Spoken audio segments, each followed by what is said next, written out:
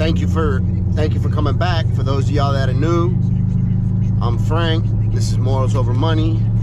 This channel is based on just spreading love and positivity and hope. We deal with a lot of people that society has sort of counted out and forgotten, looked down upon and shunned. People in addiction, in recovery, people coming out of the penitentiary, people suffer from mental illness, from homelessness, all that type of walks of life. I like the people that's been counted out or fucked their life up and came back and brought it back full circle and doing beautiful in life now, right? Even if we're in the process, or even if we're still down in the dumps, we ain't no different from somebody who's doing a lot better, right? So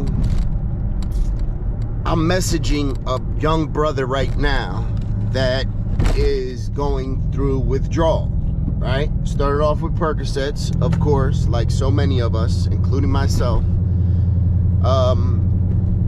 Started off with Percocets, and then he moved on to, you know, Oxycontins, and then to fentanyl right now. So he told me he watches the channel, and watching the video that I posted about 2 weeks ago of me picking up Major from school and seeing that bond, and he's a father as well, seeing that bond, he said, I gotta get clean. I gotta do something.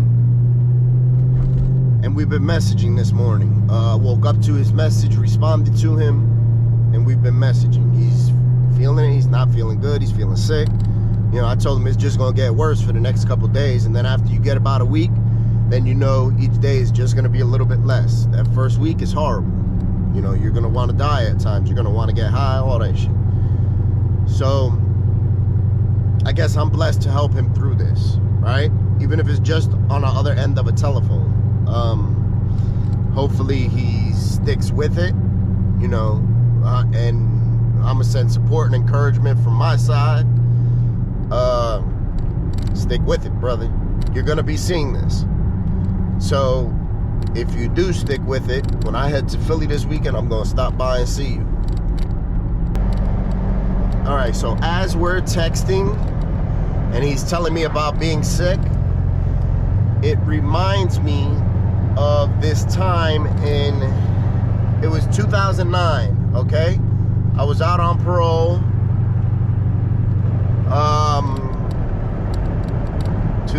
2009, I was out on parole in Philly. There were a lot of cops that were being killed by people that was on parole. So Philly and the Pennsylvania Department of Corrections, which is who runs the state prisons in Pennsylvania, that anybody that was home from prison on parole, that was home at their home plan, which means living at home or living at somebody's home and not in a halfway house, anybody that was home to a home plan that, oh, I almost ran over a squirrel, that had a violence on their jacket, was a violent offender, they were sending them back to a halfway house. And the people that were in the halfway house that were violent offenders went back to jail that did absolutely nothing. The only reason that we got caught up in that stuff was for stuff we did in our past, right? Because there was a bank robbery where a couple guys dressed up did a bank robbery, and they ended up killing a cop, and then another cop had got killed, and then people on parole were, it was just a lot of violence jumping off in the city at that time. So I got caught up in that. I was living at home, at a home plan in Philly, and they sent me to a halfway house. Mind you, they come to pick me up, and I'm full blown in my addiction at this time. This is 2008. I'm getting high. My habit is never as bad as it's been at this time. I'm shooting up. You know, I got a couple bundle a day habit, and I'm just not doing good in life. So my PO, he tells me, he's like, look, I know you got a habit. If you go to the halfway house, are you gonna be sick? And I said, yeah, I need to go to a detox. You know, and at the same time in my life, I had went to like a rehab, I went to a detox, I was trying to get clean. So I said, fuck it, this is gonna help me get clean. You know, even though it's not the ideal way, it's gonna help me get clean. Because they can't send you to a halfway house if you're gonna go through withdrawal, because they don't have the, you know, the necessary means medically to take care of you. So he said, look, I'm gonna have to lock you up, but I'm gonna come pick you up in a week. After you go through your withdrawal, I'll come pick you up. You're not in trouble, you're not staying there for 90 days, whatever. You know, he said it's gonna be a week, 10 days, and I'll come pick you up. He said, all you gotta do is not get in any trouble while you're in jail, and I'll come pick you up in a week, right?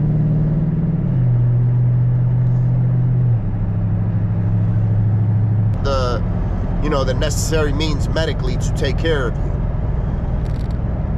So he said, look, I'm gonna have to lock you up, but I'm gonna come pick you up in a week. After you go through your withdrawal, I'll come pick you up. You're not in trouble, you're not staying there for 90 days, whatever. You know, he said it's gonna be a week, 10 days, and I'll come pick you up. He said, all you gotta do is not get in any trouble while you're in jail, and I'll come pick you up in a week, right? An addict's number one nightmare while getting high is getting locked up. Because you know you're gonna have to go to withdrawal and it's cold turkey. That's our number one fear while in addiction, is getting locked up and having to go through withdrawal in prison. Because they give you absolutely nothing. It's horrible. And let me set the tone for you too, right? At this time in my addiction, to support my addiction, I was doing a lot of stick-ups. And I wouldn't never go and stick up stores and stuff like that at this time. I was sticking up drug dealers. I was sticking up people. I figured, why go stick up a store where they're definitely 100% gonna call the cops? I might get $1,000 or $2,000 if I'm lucky, when I could go stick up a drug dealer, right, a corner boy, and get the drugs right off of him. He can't call the cops, or he shouldn't call the cops, right? And I get the drugs. I get exactly what I want. So that's what I did. People that I did business with prior to that if they did the bad business, listen, if they had me waiting too long, or they owed me money or anything like that, those were the first people on my list. And mind you, this isn't foreign. I know there's people watching this video that can relate and say, I've been in that situation myself. Hey, look how cold it is. And I hate putting the heat on because I get a stuffy nose. But anyway, so I know a lot of people watching this video can relate that they did the same shit, you know. Drug dealers, they don't have to just watch for the police. They got to watch out for the jack boys. There's people coming to take what they have. And at that time, that's what I was doing. That was my hustle. I was going to take what drug dealers had. So anybody that I felt did me wrong, if they owed me money in the past, if they took too long to pay me, if any type of vibe that I got that was a sign of disrespect at all, that was all I needed. Look at that. That was all I needed to come take your shit.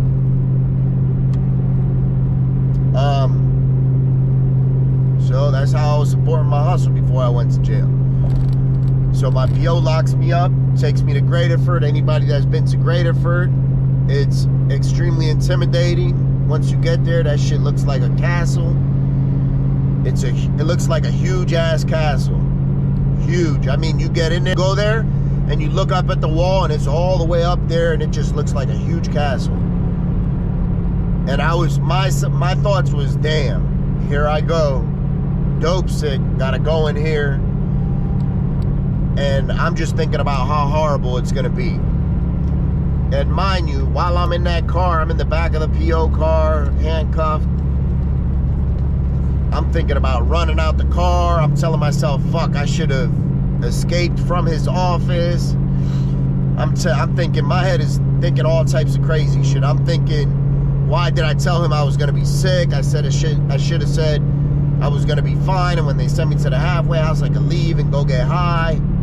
My mom was playing tricks on me. So I get booked in,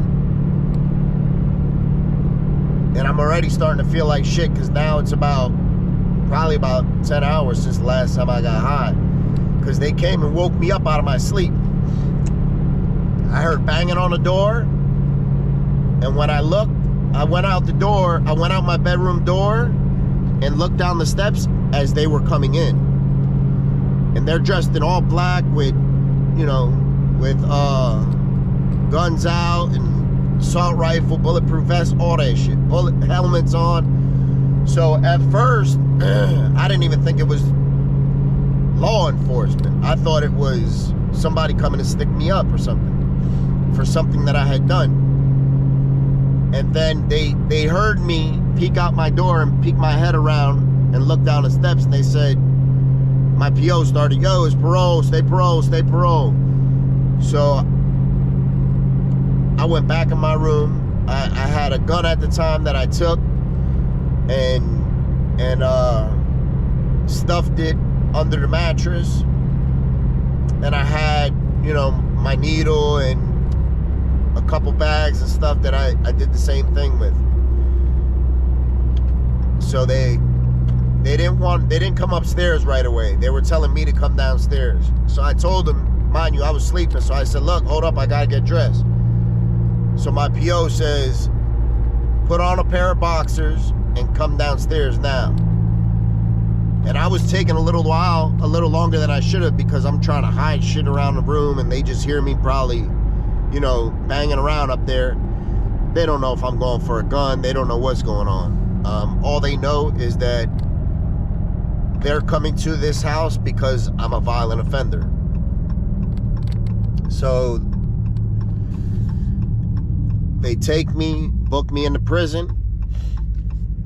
I get booked in.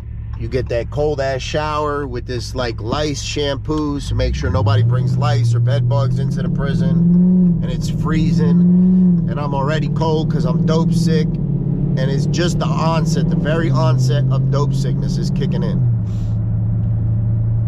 So I get my, you know, my mattress and my sheets, and no, matter of fact, your sheets, and there's a pillowcase in there and stuff, and there's a whole bunch of us going at one time. And they walk me to the cell block and tell me, you're gonna be up there. Now mind you, the cells in Greaterford, you can't see the cell blocks. There's almost 1,000 people on there. You can't see from one side to the other. So I start going in, and then I start thinking, oh shit, I'm gonna be in here with people that I did wrong, and I'm in no type of shape to defend myself. None. For the next week, I'm gonna be bedridden. Literally, I'm not gonna be able to get out of my bed. I know this. So I go from one side of the block to the other, and we go to the back of the block, and I'm looking around, scanning the tier to see if I see anybody that I recognize. And I'm going, I look like shit, and as I'm walking to my cell, I see a face. See a face, a familiar face.